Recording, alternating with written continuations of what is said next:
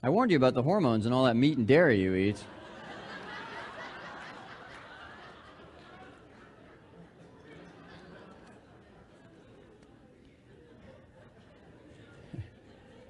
I know guys like this. Yeah, as if dairy wasn't, you guys have heard a few talks this week, and you'll probably hear a few more. As if dairy wasn't bad enough for you, then they chock it full of hormones and stuff, and aish. Let me see what I've got here. Oh, yeah. This is what I looked like before I became vegan. Just a before and after thing. This is what I look like now. So it really does work. It's a great... let's move on to environmentalism. Is the species that attacked you in the courtroom now, and can you identify it?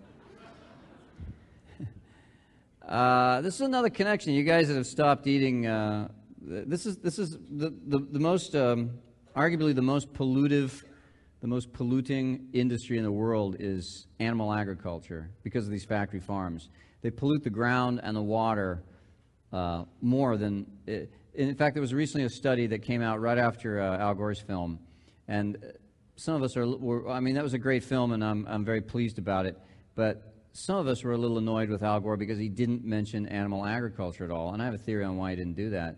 But a paper came out from some big egghead university shortly after that saying that if people went vegetarian, if people ate a vegetarian diet, it would be half again more effective to eliminating greenhouse gases than switching from your Hummer to your Prius, which he recommends in the movie. Vegetarianism is a very effective way to stop or to slow down the greenhouse emissions because so much of it is caused by animal agriculture. And I think the reason Gore didn't mention it is because he knows people aren't going to change. People are too hard-headed about that. He wants to, spoon-feed them things that they can do. Okay, maybe I can get a smaller car, but I'm not going to stop eating chicken McNuggets. I don't know. Maybe I don't know. Maybe he doesn't want to quit. Maybe that's why he did it. Some more environmental stuff. Oh, I don't know what a canned hunt is, but I'm trying to save the world here. You guys know about canned hunts, right? Hunting, I think, is bad enough, but canned hunts are when they take animals of various species and basically put them in a fenced-in enclosure of a reasonably, it's not like a corral, but it's like a pasture with a fence around it. And then hunters go and they pay money for how many of them they want to kill, and they stock them with those animals in that amount, and then they walk out there and shoot them. This is what Dick Cheney does. This is what he was on a canned hunt when he blew his friend's head off. Remember that? You guys saw those headlines, did you? Yeah, he was at a canned hunt. It's one of these things where I'll buy 12 pheasants. And so they throw 12 pheasants out there, and you just walk around until you find them and blow them away. This is the kind of thing that makes me crazy. It's like, it's not bad enough being what do you call a guy that sits in a tree and shoots at people? Sniper, yeah. Thank you. It's not bad enough being a sniper, picking off people at the gas station. No, you got to go to the old folks' home, pick them off the porch where they can't possibly get away, right? This is the way I feel about canned hunting.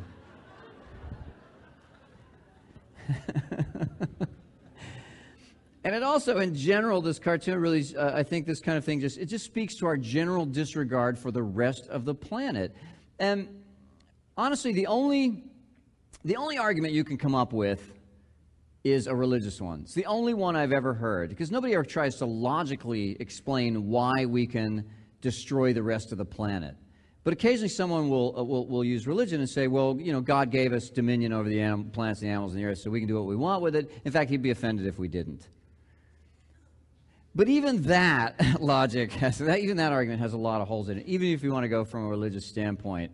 So God gives you a bunch of really nice stuff, and then you treat it the way we treat the world and the rest of the species? Does that make sense? If you give your kid something really nice, do you want them to just take it out in the yard and thanks, Mom? Anyway, I don't get any of it, as we have seen. You want the veggie burger, or are you feeling lucky? And we got the bird flu sandwich, bird flu hot wings, bird flu nuggets, bird flu, bourbon, bird flu, Parmesan. Okay. You guys know this bird flu comes basically from the kind of factory farming techniques that we use all the time. When you jam a whole bunch of organisms together all at once, disease breeds, and before you know it, it's out of control. That's where bird flu comes from. It's the way we treat chickens. It's the way they treat chickens in Asia. And it's not just them. We do the same thing here. Only a matter of time before we've got bird flu everywhere. And you know, the really sad thing about it is that it's not just going to kill people who eat birds. It's probably going to kill me first. And the reason being, oh, this is a downer. Why am I telling this during a comedy performance? The reason is that it uses your own immune system to kill you. So the stronger your immune system, the faster you die. Great. So those of us who've been protesting this stuff for years are the ones that are going to go first. Way to bring it down.